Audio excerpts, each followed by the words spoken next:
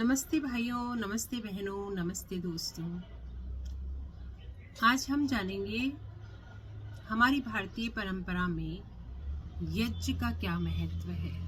ये हवन कुंड है और मैं अपना दैनिक यज्ञ करने के लिए बैठी हूँ और मेरे मन में कब से ये है कि हम यज्ञ के बारे में और विस्तार करें, जानें, समझें।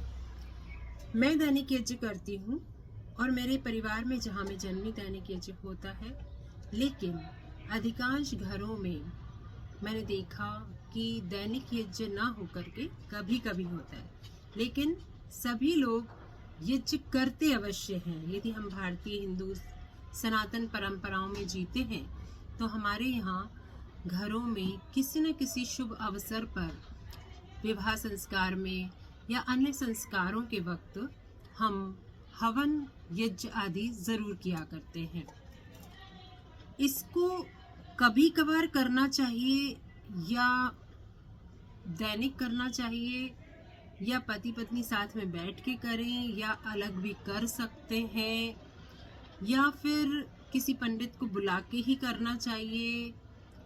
बहुत सारी भ्रांतियां हैं।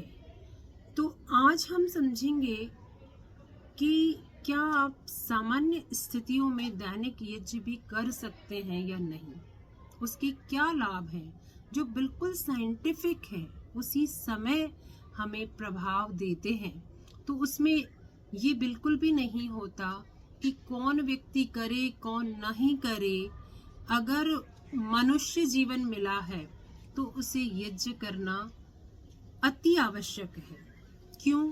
बहुत सामान्य समझते हैं, शास्त्रोक्त भी समझेंगे तो हम देखते हैं कि हम जो खाना खाते हैं दिन भर में, वो शायद 3 बार होता है, ठोस खाना जो खाते हैं। इसके अलावा जो लिक्विड खाते हैं, पीते हैं, वो आप देखते हैं कि 8 बार आप कोई ना कोई लिक्विड लेते होंगे, 8-10 बार। फिर एक गैसीय पदार्थ है ऑक्सीजन के रूप में, जो हम पूरे 24 घंटे, चाहे हम सो रहे हों चाहे बैठे, सारे दिन भर में आप जो इंटेक करते हैं अपनी बॉडी में, वो सॉलिड फॉर्म होता है। जो भोजन के रूप में आप खाते हैं, खाना खाते हैं, डिनर लेते हैं, लंच लेते हैं, ब्रेकफास्ट लेते हैं, उसमें थोड़ा लिक्विड फॉर्म होता है। दूध लेते हैं, पानी लेते हैं, और भी कोई लिक्विड लेते हैं, जूस आदि, वो होता है। लेकिन एक और चीज़ है जो बहुत ही इम्पॉर्टेंट है लेकिन इग्नोर्ड है, वो है एयर। हवा कैसी लेते हैं? वो 24 घंटे इंटैक्ट है, लेकिन उसका क्वालिटी क्या है? ठोस जो भी लेते हैं आप, सॉलिड फॉर्म जो भी लेते हैं, आज के समय में उसके लिए बहुत अवेयरनेस है। हम देखते हैं लिक्विड जो भी लेते हैं, हमें दूध कहाँ से कैसा लेना है, हम बहुत अवेयर रहते हैं। लेकिन जो गैस है, माँ प्रकृति तो हमें बहुत अच्छा दे रही है, भगवान ने तो बहुत अच्छा विधान किया हुआ है, लेकिन साथ के साथ हमारे लिए भी कुछ विधान है, क्योंकि हमारे द्वारा इस गैस को गंदा बहुत तरीके से किया जाता है, लेकिन उसका शुद्धि का विधान नेचुरली कैसे हो, वो हम यज्ञ के द्वारा करते हैं।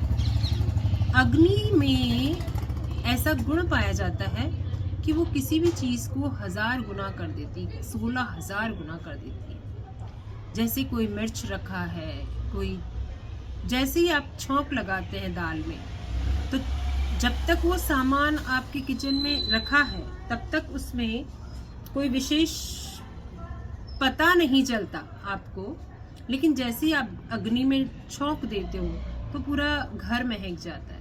जैसे आपने कुछ मिर्च डाल दिया तो उसकी अलग तरह की खुशबू वातावरण में फैल जाती है।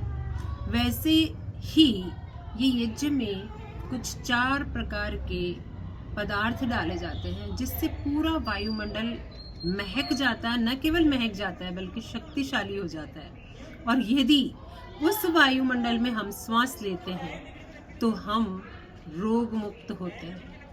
तो हेल्थ के रिगार्डिंग में बात करूंगी कि हमें यज्ञ अवश्य करना चाहिए। जिसमें आप योग कर सके, प्राणायाम कर सके, ऐसा एक एनवायरनमेंट हमें पैदा करना चाहिए।